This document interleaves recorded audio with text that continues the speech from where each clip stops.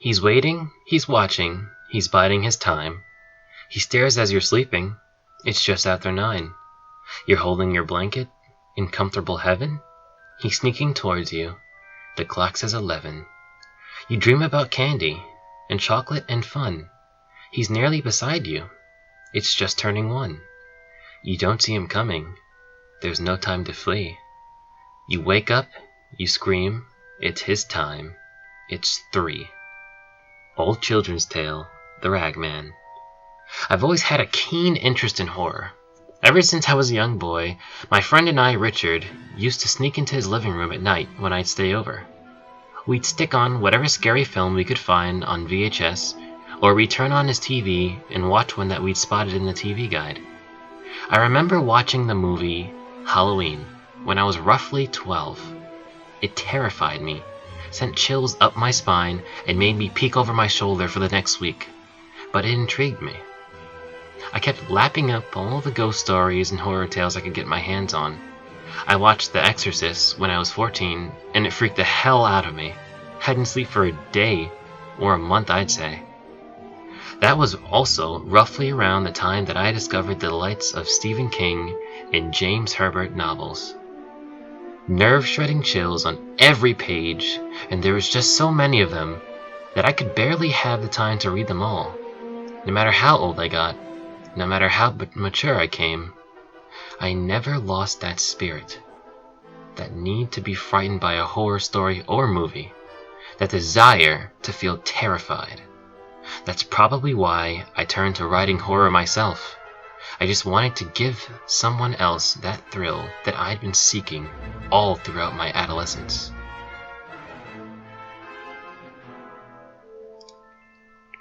In time, I unfortunately grew desensitized to scary movies and books. It's part of growing up. The feeling of fear when watching a terrifying movie alone with the lights off began to get diluted as I became older, and I began looking for bigger and better scares. Searching for ghost stories or other tales of dread that people had told me were real became the next big thing. Not the stories that you might see on the TV screen and then switch off and try to simply forget. Not the tale in the pages of books that escaped from it by shutting it. I went from town to town and all over the web, hearing all the ramblings of the paranoid and the true believers, and after years of searching, I found something. That experience with the truly macabre that came up with the chill up my spine, the peeking over my shoulder, the difficulty of sleeping simply by knowing it, the most disturbing and heart-wrenching fear-inducing tale of menace that I have heard. Well, to be honest, I am a little biased, and I'll tell you why. It's simple. It happened to me. Here is my account with the entity known as the Ragman. In my home, you could find all sorts of horror paraphernalia. Old books, haunted dolls, crucifixes used during real-life exorcisms, and just about every scary movie you could mention. Give me a thunderstorm and a camera, and I could give you a truly terrifying scene by simply filming any part of my house. Still, everybody has their vices. Mine was something I was proud of. It had become difficult to meet women, though. Most of them couldn't stay in my house too long, and it's no wonder why. There just simply isn't enough cushions in the world to block your sight from that much frightening imagery. That is just the way that I am, however. And say what you want about me, I don't change to suit anyone else, a trait that I find to be a rare quality. Let me start off the tale of the Ragman by giving you a little history lesson in folklore.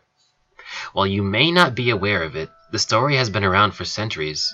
Supposedly, it was taken up by the Grimm's brothers at some stage and became a fairy tale of sorts. This, of course, was back in the time that all fairy tales were darker and more chilling. Back in the day when Disney didn't own the rights to them. When they had a more sinister effect on the imagination.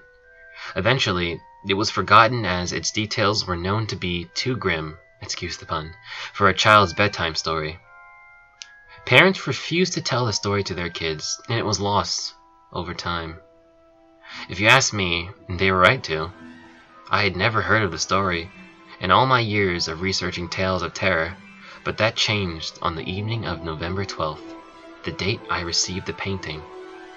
It was a morning like all others, nothing special or noteworthy about it. Therefore, I'll try not to bore you with the unimportant details of exactly what happened in work, and get right to the story. I went to work, as I always do, every weekday for 8 hours in the planning and payroll section of the local authority's office, sorting out invoices for local businesses and decades-old planning files. Boring work, basically. And like all other days, I was glad and exhausted when the clock hit 5.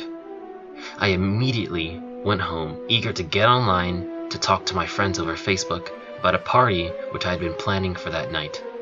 Nothing special, just a couple of drinks and a scary movie or two. To celebrate the fact that it's Friday, and I had the rest of the weekend to enjoy, and because I still had Halloween fever. I always tried to remain social amongst my immediate circle of friends. Most of them I had already converted into die-hard horror fans. Some of them hadn't quite become comfortable with it, which also suited me. If you're not intrigued, you'd be scared, and that's what it's all about. I reached the patio doors at the front of my house, and just as I was about to find the front door key hidden within the rest of my keys, I spotted a package just inside the closed patio door. It was large, surrounded by brown paper, and was covered with two thin lines of white string, one horizontal, one vertical meeting in the middle in a large knot. I didn't need to open it to know by its dimensions it was some kind of painting or poster, framed as the outline of the paper suggested. It has a small note attached to it, which I picked up and read. Title: The Ragman. This should offer adequate material for a story. I was a little perplexed. It wasn't entirely unheard of for people to send ideas, objects or pictures of scary scenarios to me. Normally it was done online, and it almost always came with the name of the contributor so that they could still have their names in the finished piece. But this trinket came with nothing of the sort, not even a return address. Still, I was curious, so I took it inside. After setting myself with a hot drink and taking off my coat, I undid the string that hid the mysterious picture underneath. As the paper fell from view, I was struck with a beautiful but haunting image that dwelled on the other side. It was a large painting, roughly 3 feet by 2. It depicted the edge of some kind of haunted woodland on a mound encompassing the left portion of the painting, overlooking some kind of plantation-style house and surrounding land on the right. The plantation was being toiled by laborers and landowners that watched on, drinking some kind of iced beverage, I assume, seemingly oblivious to a menacing and daunting, long-limbed and aberrant figure standing on the mound of the foreground to the left of the scene. He was wearing some kind of strange, pin-striped, dark and ragged suit that barely covered the base of each of his twisted limbs. His fingers extended, pointing towards the house in the distance. They seemed disproportionate to the rest of his strange, thin body. He had an odd hunch on his back, which facilitated a tear on his suit. He had badly worn his shoes on his feet that were torn at the seams, much like the rest of his attire, and he pointed from the trees into the direction of the house in the distance. His face trapped in some kind of twisted laugh. His eyes were pale and white, giving some kind of deathly omen, and his smile stretched from one ear of his large head to the other, bearing gritty yellowish teeth. His long, dark hair strewn past his shoulders. He seemed to even absorb the color from his side of the picture, leaving the whole tree line melancholic with a deep sense of foreboding. The picture genuinely unnerved me. I put it down, propped it up against the wall, and examined it intimately, my eyes focusing on every detail, noticing that there was no date or artist's signature anywhere to be seen. I felt a chill up my spine, that cold sensation I had felt when I was frightened as a young boy. Whoever sent me the picture had indeed given me good material, and I thought to myself, bravo. I hung the picture up in the spare room downstairs connected to the sitting room. It was originally a utility room that had been converted into a spare room by the landlord 2 years ago, right before I moved in. I would occasionally let a friend sleep in the room now, as I didn't have anyone else to share the rent at the moment. The picture sat above the radiator on the wall opposite the entrance to the room, so that it could be seen from the living room if you simply kept the door open. It would help with the inspiration. Later that night, one by one, my friends showed up. We partook in some drinks, put on a DVD in the background, not really paying attention, and discussed life in general. But we will also discuss the gift that I had received at a great length.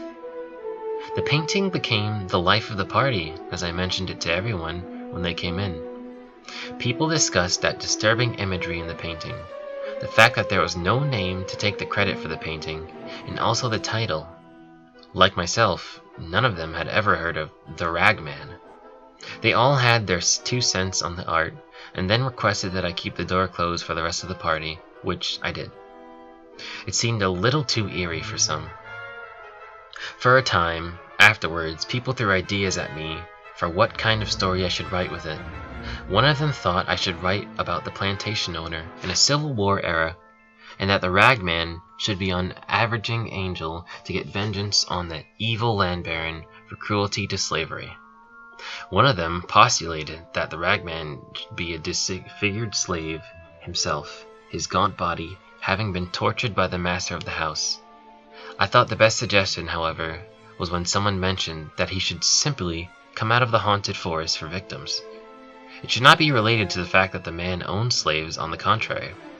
He should just show up out of the woods for the rich man's children. Stories are always scarier when they involve innocent children, I thought. Eventually, as the evening dwindled and people started to leave, the drinks and tiredness had gotten the better of them. I offered the room if anyone wanted to stay, but they all politely declined. Some of them said they didn't want to get up in the morning and have to go then. They would rather leave now. Some said that they preferred the comfort of their own bed, but given the real reason, I knew. The conversation about the painting had unsettled most of them. As the night came to a close, walked the last guest to the door, an old friend of mine, Matt. He smelled like there was a thick blanket of beer surrounding him. I thought to myself that it was a good thing he wasn't driving. As I said my goodbyes, I asked one of them his opinion on my acquisition. "So, what do you think of the painting?"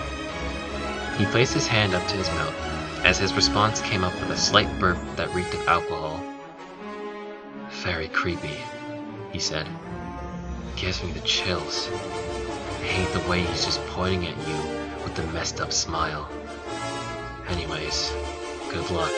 I'll see you later," he answered, fighting off another beer-soaked burp. I closed the door behind him and locked it.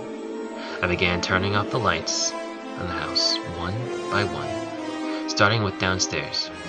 I decided to leave the empty bottles of beer on the sitting table until tomorrow morning, when I would have the energy to clean.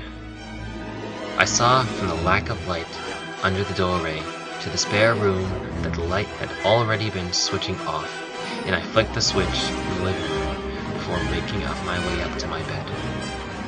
One by one, I turned the lights off. The one in the downstairs hall, the one on the stairs.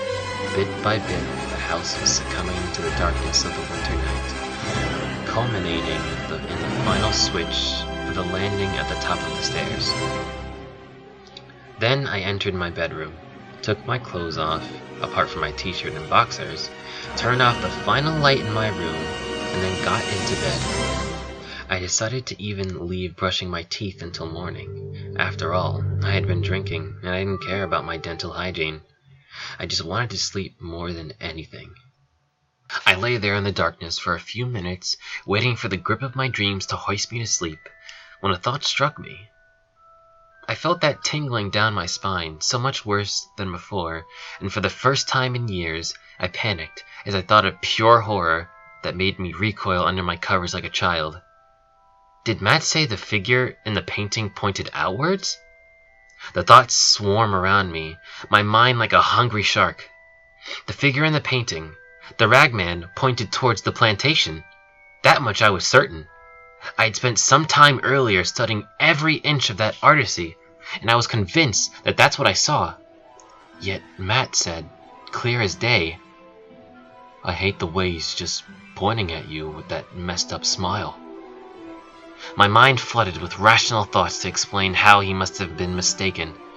How, perhaps, the alcohol he had consumed had gotten the upper hand on his better judgment. I composed myself as I lay under the covers. I laughed to myself at that moment, dismissing my fears as flights of fantasy. Dreams of an old horror fan looking for the attention his imagery counterparts had received in the stories he had read his whole life. I lay there, still, for a time. All I could do was see the image of the picture in my mind. I studied it again and again in my head, and every time I regarded the painting, the figure near the woods, the Ragman, pointed at the plantation house. I knew that I could not get to sleep with this notion itching at the back of my mind, so I decided to go downstairs to check the damnable picture myself. What's the worst that could happen? I have a haunted picture in my house, I thought to myself. Maybe it could be worth something. With this thought, I sat up and turned on the bedside lamp, which lay on the locker next to me. I uncovered myself and walked over to the light switch on the other end of the room, near the door. I flicked it on and proceeded into the landing. The cold air in the house tickled my skin in a disheveled state of undress, but that was the least of my concerns. I made my way downstairs, turning on all the other switches again in reverse order from before until I was in the living room. I stood for a few seconds, staring at the spare room door. It was strange, but I felt uneasy at the moment. All the experience I had with true terror, whether it was the words of an author or a celluloid of the silver screen, were now working against me, giving me a million reasons not to open the door. Perhaps there was a demonic entity on the other side. Perhaps there was a monstrous creature ready to devour my very soul and take me, screaming into the pits of hell. Perhaps it was just a picture. I took a deep breath and opened the door. I was greeted with the dark room on the wall. On the opposite end hung the painting, its features fogged and jaded, a mere silhouette in the pitch black. I flicked on the light, expecting the outstretched arms of a devil himself to reach from the frame, menace on the wall, but instead, it was just the opposite. A simple picture. I looked at it, squinting to capture all the details because of the sudden introduction of light into the room, and saw the figure indeed did point towards the front of the painting. Maybe I was wrong, I thought. It was hours ago, and I didn't really look for that long. I must have simply been mistaken. I took one last glance as I switched off the light. It was more than at the front of the door. His long, bony, disproportionate fingers were pointing. They were pointing at me. I closed the door. Mere hours later is when things began to get interesting. I awoke from a deep sleep at 3:07 to the distant, rhythmic sound of tapping. It was early morning of November 28th, Sunday. I lay there in my bed, as usual, the sound of tapping goading me to come search for him, attempting to spur me into action. As I lay there, observing the thin rays of moonlight that reached the confines of the otherwise dreary dark bedroom, my eyes began to become accustomed to the lack of light. More and more of the room came into focus. The tapping in the distant corner of my house, mocking my attempts at rest. I was getting agitated with the unwelcome disturbances, and they seemed tame at this point. I mean, a horror story about a man who was annoyed by a tapping sound was not enough in itself. I was starting to get bored with the antics of this point. Then I heard a loud crash. Unmistakable sound of falling wood from downstairs. The sudden thundering ruction echoed within the entire house and caused me to sit bolt upright. The adrenaline took control and prepared my body to flee as fast as my muscles would physically allow. The bone-chilling thunderclap was followed by a slightly quieter sound of a familiar nature, indicating that something had indeed fallen downstairs. It was obvious that it was the painting. That was the way my mind worked now. Something went wrong. It was the painting. I composed myself monumentally and got up out of bed to confront whatever the soundmaker was. It was becoming second nature now, turning on the lights in the house to check the darkened corners, to peer the hidden vestiges of my house of horrors. It was a nerve-wracking time indeed, but this night was different. The tapping was low and agitating, much like the noise didn't want to wake me up, rather just to know that something was there. This was different. This was aggressive and violent. I made my way into the living room and stared at the spare room door. I gathered the courage that I had inside of me and I opened it. As I stood there, I gazed into the gloom and noticed that the window next to the bed was opened. The wind from outside was blowing the curtains wildly, their fabric fighting against the gusts as if they were desperate to stay attached to the window frame. I felt the cold breeze since I was only in my boxers and t-shirts again, and I shuddered for a moment. The painting was lying on the floor underneath its designed hanging place, its back facing me, and the sheet was lying on the ground next to it. I uttered my annoyance at the open window, thinking that, in my lack of sleep, I left it open at some point. I was making a habit these days of going into the room occasionally to check that the sheet still covered the picture and some ominous force hadn't removed it. I walked over to the window and made an attempt to close it, jamming the wooden frame down hard. It stuck halfway and required more force, but eventually it got closed. I stepped over the sheet strewn across the floor, and I picked up the picture, turning it over in the process. My eyes widened as the sickening shot of fear ran all the way down my spine, causing all the hairs to stand up on the back of my neck, making my limbs go numb, and my mind shut down out of terror. I dropped the painting and fell straight backwards into the seated position, forgetting the pain of falling as my arms behind me kept me up, staring at the picture intently with a newfound horror I could barely keep contained. I was afraid to break eye contact from the picture, which lay diagonally facing me in all its malice, emptying the Ragman. I lay there motionless as I realized that everything about the painting was just the way it had been, but in place of the figure on the left was an empty mound. My eyes took a few seconds to process this earth-shattering information. The mound on the left of the picture, where the Ragman had been standing, watching the door to the spare room, was no longer found in the picture. How had this happened? Was the picture truly haunted? How could this be? Where was he? That last question was the most disturbing. After looking at the void in the painting for this extended time, I noticed something else that was equally disturbing. One of the trees that lay on the outskirts of the woods. More specifically, that tree that the Ragman's right hand was on as he pointed outwards had another feature. Scratches of some kind. No, not scratches. Etchings. From weeks of tapping against it every night. At least that's how I perceived it. I got up from the floor with the unbalanced flair of a man running for his life.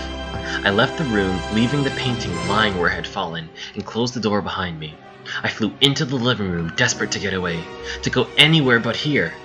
I bumped into the table in the living room with force and fell into a heap on the floor. pain searing through my leg. I caught my shin bone off the edge of the table. I was only down for a few seconds before I staggered upwards, heading straight for the living room door. A loud, powerful, devilish cackle filled the air, coming straight from the room that I had left in such a terrified hurry. My senses were in a full alert as I ran into the hallway, screaming in white-knuckle terror. The laugh began to die off as I got further from the spare room. I didn't dare look back. Instead, running for the front door, I fumbled with the handle as I attempted to open it. The cackle then started to get progressively louder, as whatever was making the sound was seemingly getting closer to me. I was afraid to look back, too scared that it may be my last time if I did. My mind attempted to promote me to my terrible thoughts, feigning the feeling of something touching the back of my neck, causing my muscles to tense at the thought and my mouth to emit horrified screams. I realized in that moment that the door was locked, as it had always been, and that the keys were upstairs. I slumped to the ground, sobbing, and with as much courage as I could scrape from inside of me, I turned to look down the hall, down in the direction, with as much courage, down towards the ever-increasing laugh. Then, nothing. No evil demon. No wretched, horrible creature. No Ragman. Needless to say, I didn't sleep that night. I certainly didn't try in that house. I went to a motel, leaving the place locked up, just the way that it was when that all happened. I didn't even put the painting back up that night. Anything similar happened to them. There was nothing. I returned to the house the next day, under the protection of daylight. I decided to take another sick day off of work. The restless nights meant that I didn't have enough energy some days to go in. I had nearly used up all of my payable sick days at this point, but it was for a worthy cause. I unlocked the front door and walked into the house. On outside inspection, you would not have thought that anything could have gone wrong in that house at all. I walked down the hall towards the sitting room and entered. I felt a sudden chill at the sight of the open spare room door and the fallen picture that lay opposite. I could see, even from the sitting room doorway, that the figure of the Ragman had returned to the painting. I walked over for a closer inspection. It seemed as I thought. It was all there, as it was the day I received it. The figure was there. The trees had returned to normal. I was both relieved and confused. I made my decision that I would stay in the house that night, but this time I was going to set up cameras around the house. If horror movies had taught me anything, it's that you need proof lest you be branded a lunatic. I spent most of the day procuring all of the equipment I could record to anything that would happen in the house that night. I had some of it already, being an avid fan of films. I can't say that the rest didn't cost me a petty penny, but I was eager to catch that thing inside my house.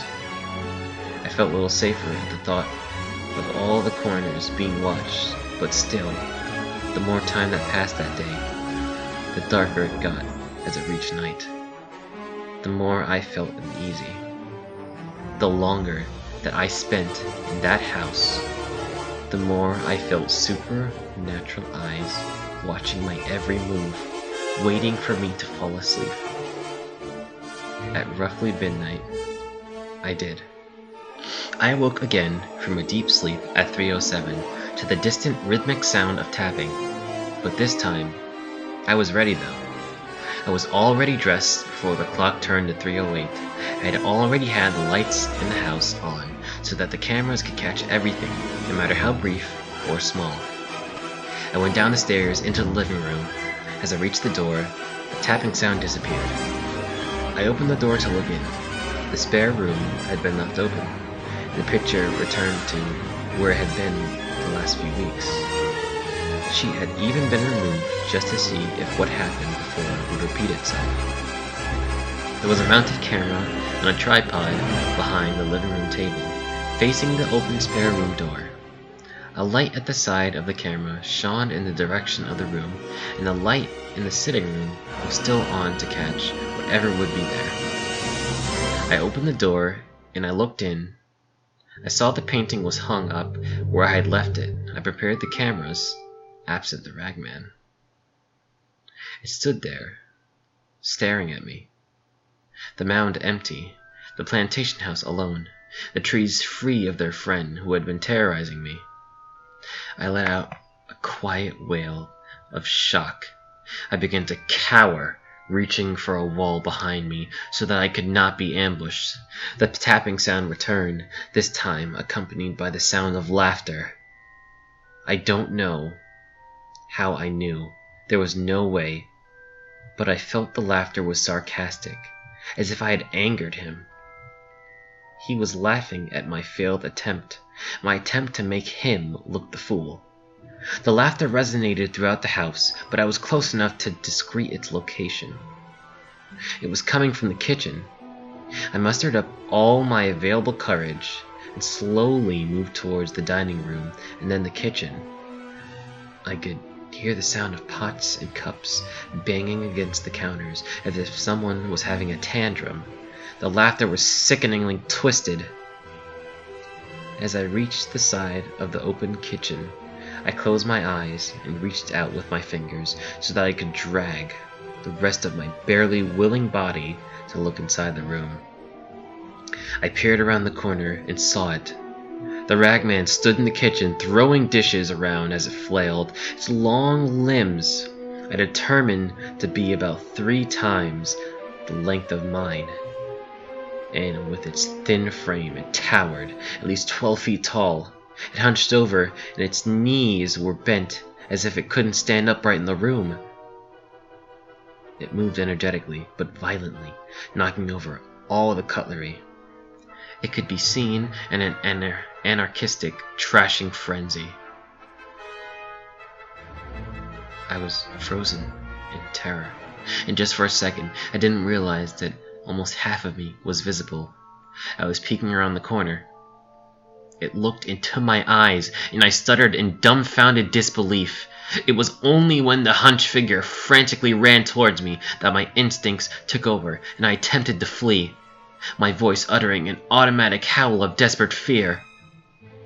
There were crashing sounds as furniture was tossed around the dining room, and its excessively long legs made running meaningless. I felt an icy cold hand grip my shoulder and spin me around. My eyes were jammed shut. Long, nimble fingers wrapped around my throat, and I was hoisted up against the wall like a rag doll. I heard the laughter mere inches from my face and felt its breath against my cheeks. I opened my eyes and looked at it. Then, noticing its unnaturally large face, pale skin, and its deeply disturbing, incomprehensible evil eyes, its smile was extended to impossible proportions, and it spoke in a loud, gravelly, guttural voice which shook me to my core. "It's rude of you not to answer me." I simply stared, dumbstruck by its immense stature and the ease at which it was holding me off the ground. My arms held its hand as it kept me against the wall.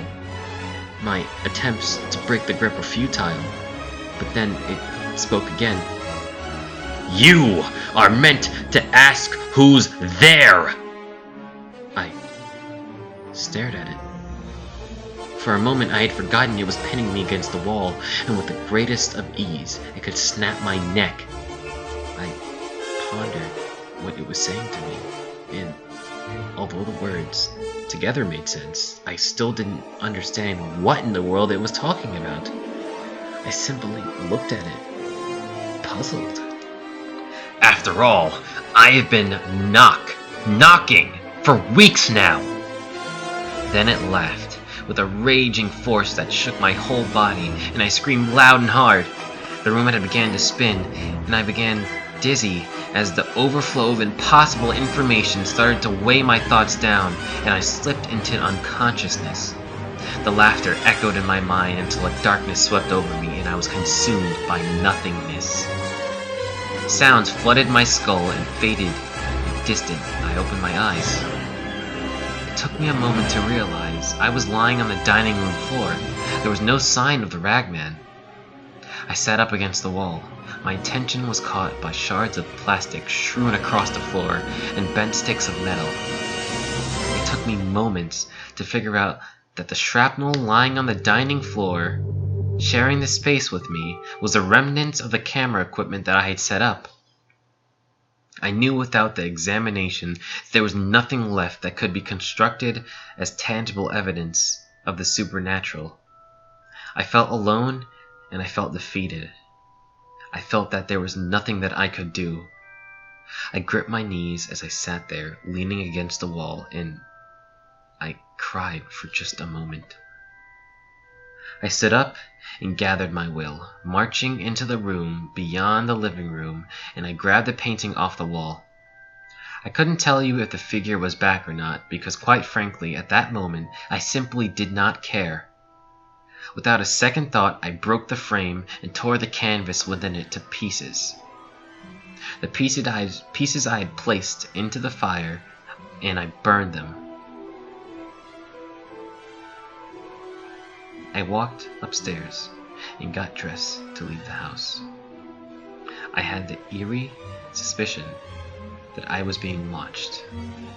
More than that, it felt that there was always something in my peripherals, just shy of sight, waiting to grab me. There was 1,000 eyes on me at all times, but that I was alone. I grabbed my keys and my laptop. I left the house, lights on and all. I had had enough of that place. I got in my car and I drove away. I didn't know where I was going, only that I was going as far as I could. The entire journey, I spotted things in the shadows, things that weren't there. I was jumping at every sound, just waiting to be ambushed. I had passed through the looking glass and now existed in a world where everything was possible. I felt that everything that we knew as our species was meaningless, and that there was an entire multitude of worlds beneath the surface of ours. I knew that I could never be the same after that night. Now, we're at the end of our story. I can tell you the conclusion. This is where you come in.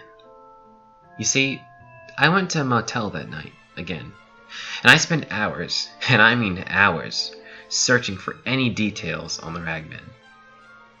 I needed to know what it wanted, and what I should do to rid myself of its torment.